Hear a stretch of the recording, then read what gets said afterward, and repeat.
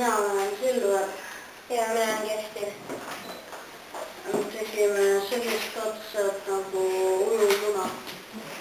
Selleks läheb vaja kahte suurt klaaspurki ja ühe sisse tuleb teha soolvett ja teise sisse tuleb olla lihtsalt tavaline vesi. Siis tuleb võtta muna. Keedeti neid ores. Toores. Kust sa tead, et see toores on? See räägime katki. Aga kui ta ei oleks katki, kuidas sa siis saad kontrollida, kas muna on toores või keedetud? Keeruta. No keeruta seda natuke, seda muna.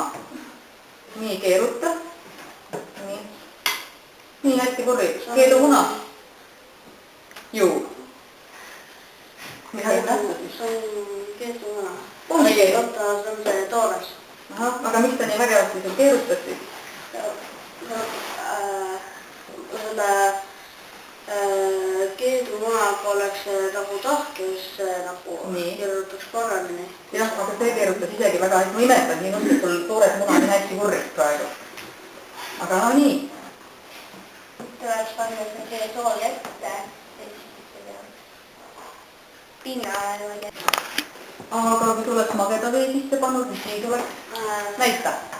Näita päris mageda vee sisse, mis siis saab? Võib-olla ujub iga vee sees. Ahaa, nüüd läks kolsuga põhja. Nii, ja võtab ma täna.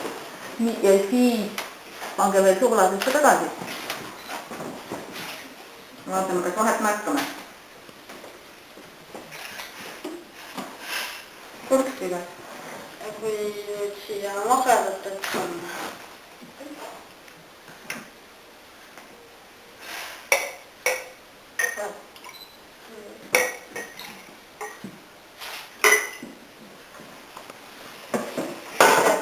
Peaks põhja minema.